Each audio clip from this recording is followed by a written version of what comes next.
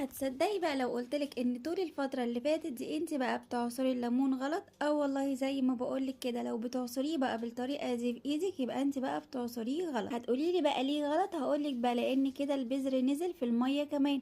هتقوليلي خلاص بقى هستخدم بقى العصارة بتاعتي، هقولك برضو بتستخدميها غلط.